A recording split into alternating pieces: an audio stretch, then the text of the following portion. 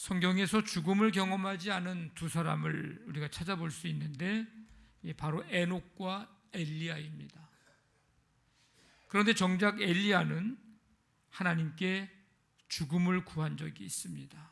여호와여, 넉넉하오니 지금 내 생명을 거두시옵소서. 하나님, 이제 이것으로 충분합니다. 이제 이만하면 됐습니다. 이제 제 목숨 가져가 주십시오. 그런 기도입니다. 그렇게 하게 된 배경이 있습니다. 솔로몬 이후에 이스라엘은 남쪽의 유다, 북쪽의 이스라엘로 이제 나라가 분열이 됐습니다. 그래서 남유다, 북이스라엘 이렇게 이제 부르게 되죠.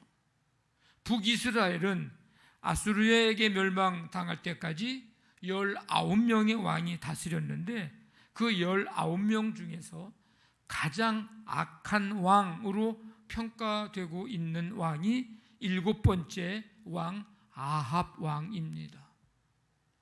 이 엘리야는 아합에게 갈멜산으로 바알과 아세라 선지자들을 불러오라고 한 후에 이스라엘 백성들에게 촉구합니다.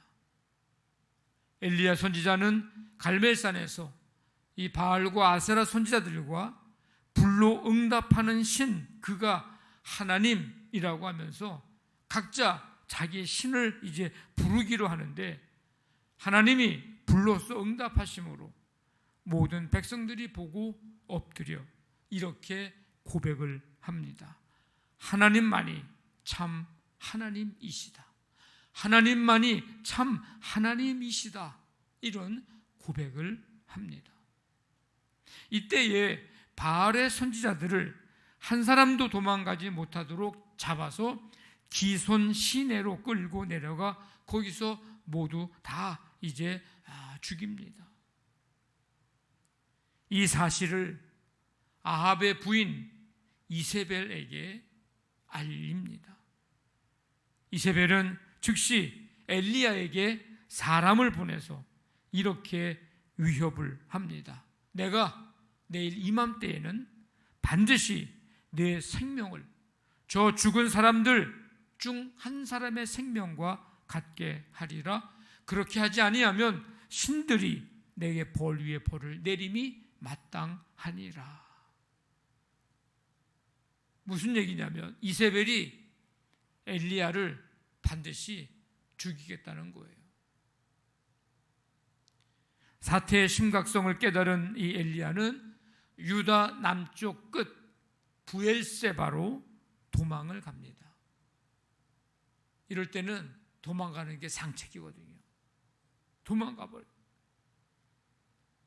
그 부엘세바에서 사환은 그곳에 머물게 하고 엘리야 자신은 광야로, 사막으로 들어가서 하룻길쯤 더 들어가 홀로 로뎀 나무 아래에 쓰러집니다.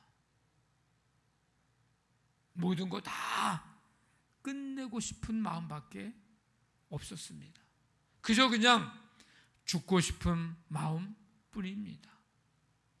그래서 그 로뎀 나무 아래에 앉아서 하나님 앞에 탄식과 함께 원망 섞인 말로 이렇게 말합니다. 하나님, 이만하면 됐습니다. 지금 내 생명을 거두시옵소서. 저는 제 조상들과 함께 무덤에 들어갈 준비가 다 되었습니다. 로뎀나무 아래에서 누워 자고 있는데 천사가 엘리야를 어루만지면서 깨웁니다. 일어나서 먹어라. 그래서 보니까 머리맡에 숯불에 구운 떡과 이제 병, 한 병 물이 있었습니다. 그래서 먹고 마시고 다시 또 잠이 듭니다. 천사가 또 다시 와서 어루만지며 깨웁니다. 일어나 먹으라. 내가 갈 길을 다 가지 못할까 하노라. 엘리야는 일어나 먹고 마시고 힘을 얻어 하나님의 산 호렙까지 밤낮으로 40일을 걸어서 그곳 굴에서 머무르게 됩니다. 오늘 이 엘리야가 로뎀나무 아래에서 하나님, 이만하면 됐습니다. 이제 여기서 그만하시죠. 지금 내 생명을 거두어 가십시오. 저는 조상들 무덤에 있는 그 조상들, 그 무덤에 나도 함께 들어갈 준비 다 됐습니다. 이렇게 말을 하고, 이 정도의 말을 하고 있다면 여러분, 지금 엘리야의 상태가 어떤 상태일까요?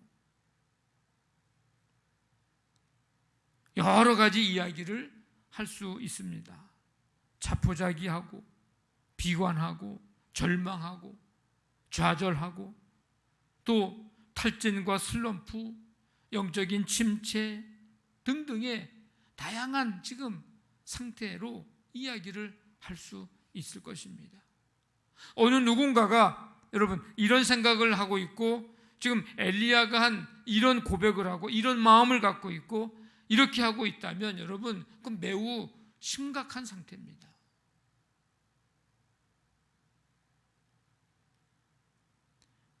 여러분이 아시다시피 이 엘리야가 어떤 사람입니까? 엘리야, 능력의 선지자입니다. 조금 전까지만 해도 이제 17장에서 18장에 보면 조금 전까지만 해도 갈멜산에서 승리의 깃발을 꽂고 말이죠. 바알의 선지자 400명, 아세라 선지자 450명, 이 사람들과 싸워 승리했던 사람입니다. 열정적으로 하나님을 높였던 선지자입니다. 그런데 지금 엘리야의 모습을 보면 어떻습니까?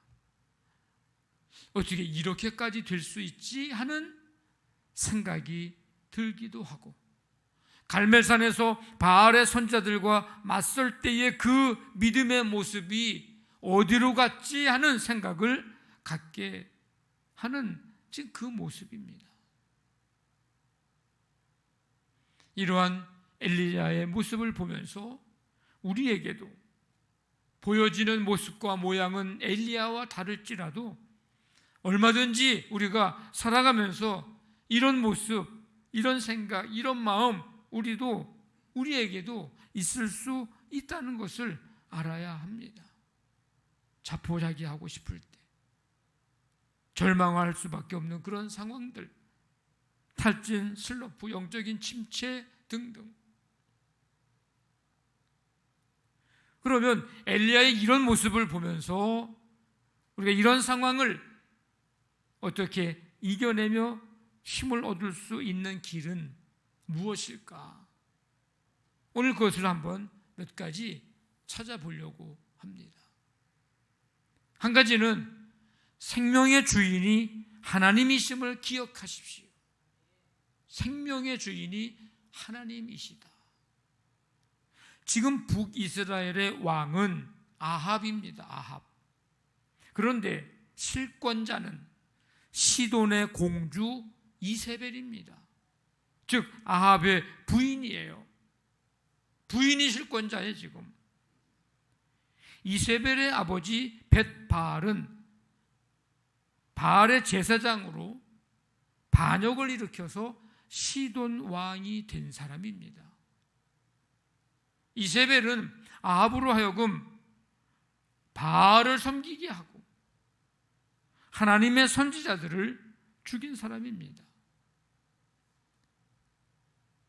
1절부터 4절까지 오늘 말씀에 보면 유독 반복적으로 등장하는 단어를 우리가 몇 가지 찾아볼 수 있는데, 그가 하나가 생명이라는 단어입니다. 생명. 이세벨은 자기가 엘리야의 생명을 마음대로 할 수 있는 자로 착각하고 있습니다. 엘리야의 생명을 자기가 없애고 싶으면 언제든지 없앨 수 있는 위치에 있다고, 그럴 권한이 있다고 착각하고 있었습니다. 그리고 엘리야의 생명을 없애려고 한 이유가 그렇게 해서 실추된 자기의 명예를 회복하기 위함이었습니다. 말하자면 명예 회복용. 아니, 다른 것도 아니고 어떻게 사람의 생명을 자기의 명예 회복용으로 죽이고 없앨 수 있는가?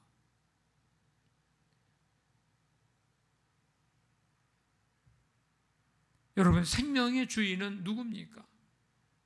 생명을 만드신 하나님이십니다. 우리는 누군가의 생명을 주관할 수 없습니다. 심지어 자신의 생명까지도 내 마음대로, 내 기분대로, 내 생각대로 주관할 수 없습니다. 우리에게 그런 권한을 주시지 않았습니다. 우리가 할 일은 생명을 귀하게 여길 줄 아는 것, 생명을 존중할 줄 아는 것, 우리가 할 일은 그 일입니다. 그러니까 이세벨은 완전히 착각하고 사는 거예요. 엘리야도 2번 생명에 대해서 언급합니다. 3절 4절에 자기의 생명을 위해 도망가고 지금 내 생명을 거두시옵소서. 엘리야는 생명의 근원, 생명을 주신 이가 하나님이심을 알았습니다. 근데 알았다면 오늘 이와 같은 모습을 보이고 있다고 하는 것은 하나님을 믿는 믿음에 합당하지 못한 모습입니다. 우리가 세상을 살아가면서 또 신앙생활을 하면서 엘리야와 같이 삶에 대한 포기, 절망적 생각, 삶에 대한 비관적 생각, 이런 것들이 우리의 마음과 생각을 파고 들어오기도 합니다. 그러니까 이와 같은 것을 이겨내며 힘을 얻을 수 있는 길은 생명의 주인이 내가 아니고 하나님이시라는 사실을 우리는 기억해야 합니다. 그 사실을 믿어야 합니다. 그래야 내가 내 마음대로 내 생명을 주관하지 못하게 되죠. 또 다른 사람들의 생명을 내 마음대로 주관하지 못하게 되죠. 생명의 주인이 하나님이심을 믿는 사람은 자기의 생명에 대해서 함부로 말하지 않습니다. 자기의 생명에 대해서 함부로 생각하지 않습니다. 자신의 생명과 다른 사람의 생명을 함부로 다루지 않습니다. 뿐만 아니라 생명을 소중히 여깁니다. 존중히 여깁니다. 그리고 더 나아가서 하나님께 그 생명을 맡깁니다. 오늘 엘리야의 이 모습을 보면서 이런 상황들을 우리가 맞이하게 될 때, 만나게 될 때 어떻게 이겨내며 힘을 얻을 수 있는 길은 과연 무엇일까? 오늘 또 한 가지 생각해 보면 여전히 함께 하시는 하나님을 기억해야 합니다. 생명의 주인이시고 엘리야를 사랑하신 하나님은 엘리야에게 과거의 일들을 기억하게 하십니다. 천사가 그를 깨워가지고 떡과 물을 먹고 마시게 하는 이 장면은 마치 17장에서 그릿 시냇물을 마시게 하고 까마귀가 가져다 준 음식을 먹었던 일, 그리고 사르밧 과부의 집에서 밀가루가 떨어지지 않고 병에 기름이 마르지 않았던 일, 그 일을 떠오르게 하며 기억하게 하는 장면입니다. 또한 하나님은 이스라엘의 역사까지 기억하게 하십니다. 엘리야가 천사가 주는 음식을 먹고 마신 후에 그 음식의 힘으로 40일을 걸어서 이스라엘이 출애굽한 후에 하나님과 언약을 맺었던 곳, 그 장소 호렙산에 이르게 됩니다. 이거는 과거에 그 조상들이 만나를 먹으며 광야에서 하나님과 언약을 맺고 40년 동안 광야에서 생활했던 그 역사를 떠오르게 하는 장면, 기억나게 하는 장면입니다. 왜 이렇게 지난 일들을 떠오르게 하셨을까? 기억하게 하셨을까? 다른 방법으로 얼마든지 이겨내며 힘낼 수 있도록 하실 수 있었을 텐데 왜 지난날의 일들을 기억나게 하시고 기억하게 하셨을까? 함께 따라해 보겠습니다. 여전히 함께 하시는 하나님,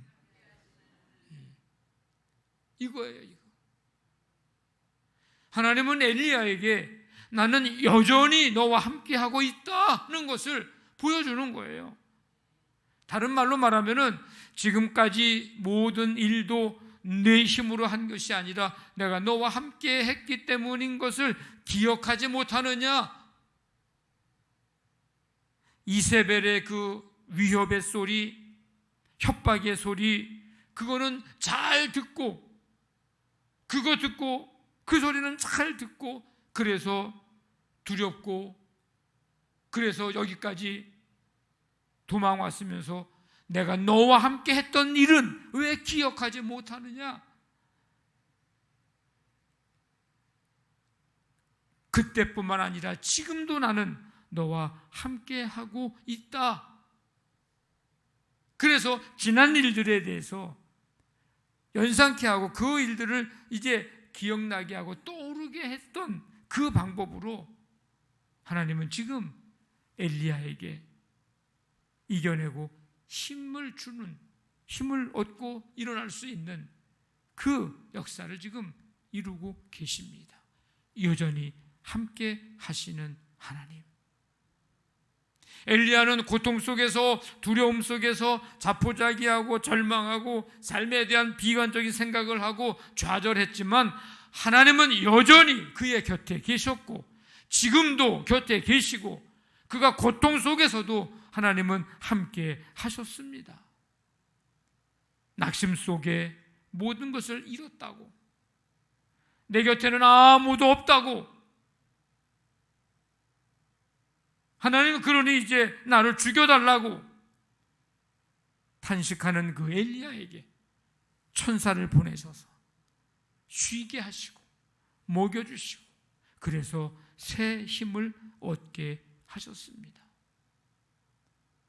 성도 여러분, 이전에 엘리야가 하나님의 능력을 나타낼 때에도 함께 하신 하나님께서 지금 아무것도 할 수 없는 이 광야의 로뎀나무 아래 앉아있는 엘리야와도 여전히 함께 하셨습니다.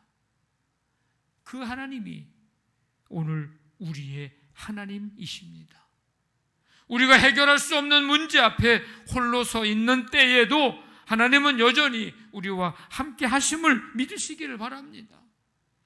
때로 우리의 어려운 문제와 힘든 환경 가운데서도 하나님은 침묵하시는 것 같아도 하나님은 여전히 우리와 함께 하셔서 고통을 이겨내고 견뎌낼 힘을 주시고 문제와 싸울 힘을 주시고 헤쳐나갈 지혜를 주심을 여러분 믿으시기를 바랍니다. 한번 따라해 봅시다. 여전히 함께 하시는 하나님. 아멘.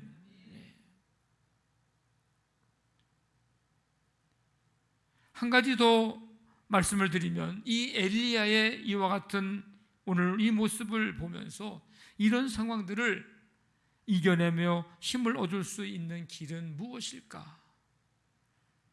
사명을 기억해야 합니다. 9절에 오늘 우리 읽지 않았는데 9절에 보면 내가 어찌하여 여기 있느냐? 하나님이 엘리야에게 물으시는 질문이에요. 하나님은 엘리야에게 왜 이렇게 물으셨을까? 엘리야가 왜 이곳에 있는지, 여기서 무엇을 하고 있는지 하나님이 몰라서 정말 알고 싶으셔서 야, 너 여기 어찌해서 여기 있는 거야? 라고 묻는 질문일까? 그래서 하신 질문은 아닙니다. 엘리야로 하여금 자신의 현재 상황과 정체성을 스스로 돌아보게 하는 질문입니다. 다시 말하면 사명을 일깨우는 질문이에요. 너 여기서 뭐 하는 거냐? 네가 어찌해서 왜 여기 있느냐? 네가 있어야 될 자리는 여기가 아니라는 거예요. 여기서 지금 주저앉아서 지금 단식만 하고 죽여달라고 지금 그렇게 하여야 될 지금 일이 아니라는 겁니다.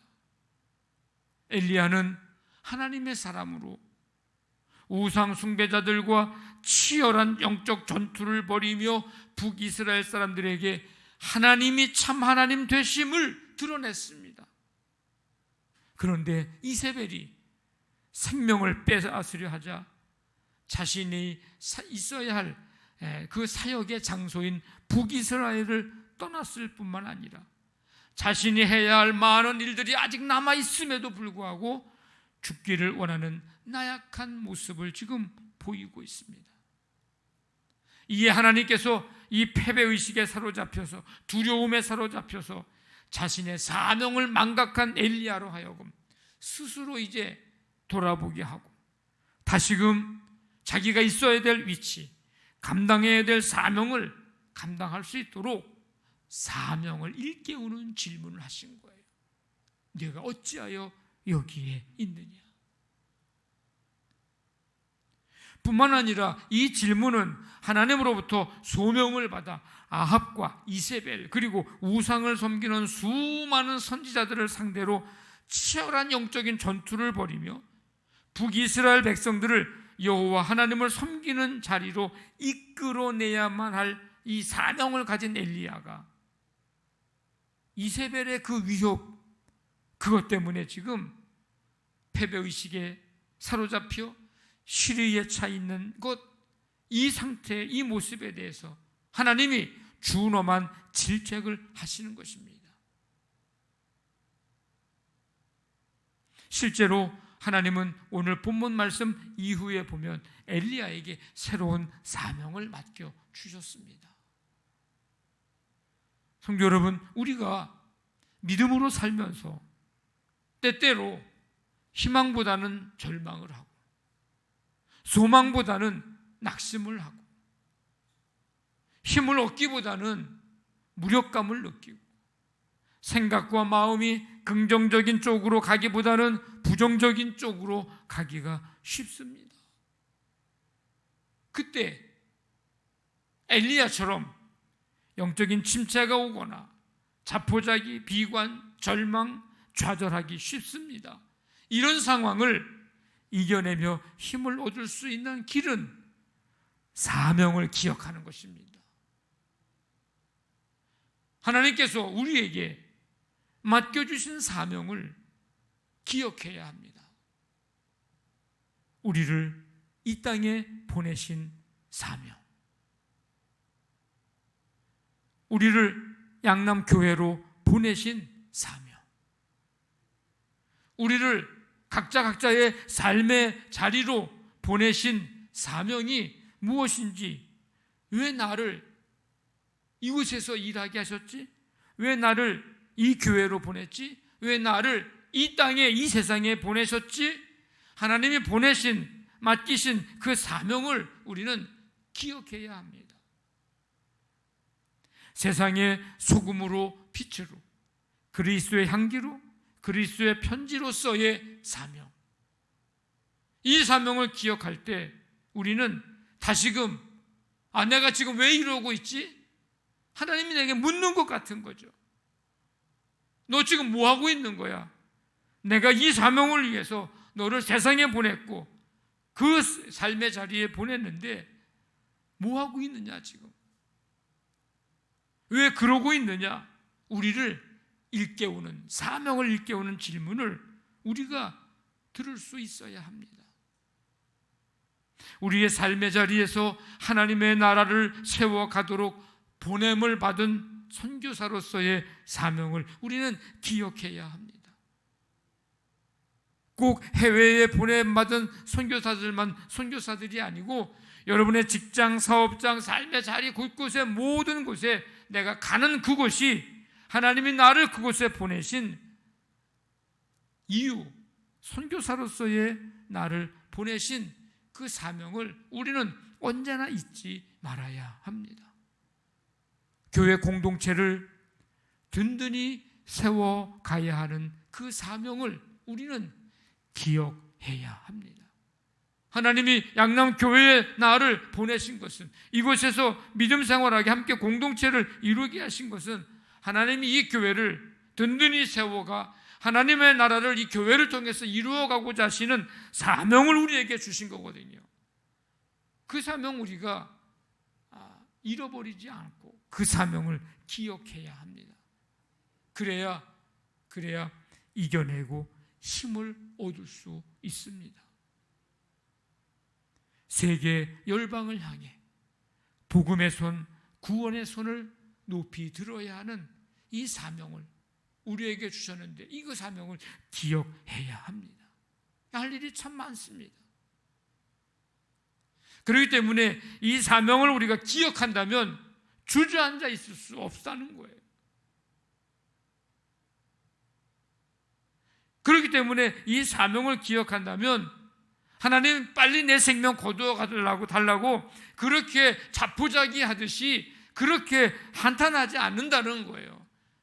오히려 하나님 내게 주신 사명이 있지 않습니까? 그렇다면 하나님 나에게 힘 주시고 은혜 주시고 하나님께 축복해 주셔서 이 사명도 잘 감당할 수 있도록 하나님 도와주셔야 되는 거 아닙니까? 오히려 기도가 반대로 나와야 되는 게 맞는 거죠. 낙심할 수 없고 절망할 수 없습니다. 이 사명을 기억한다면.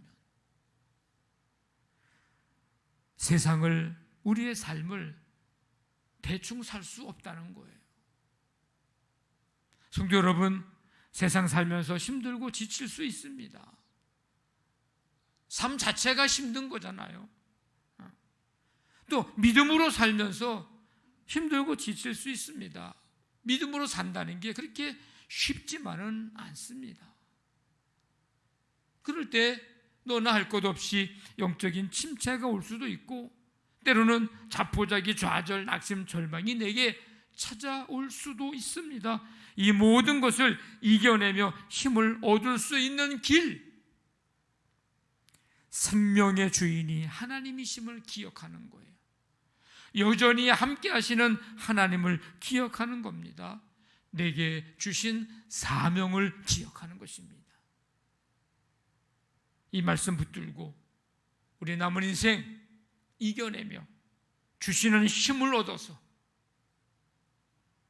하나님의 놀라운 역사를 이루어가고 사명 감당하며 하나님의 나라를 이루어가는 우리 모두가 되시기를 주님의 이름으로 간절히 축원합니다. 아멘.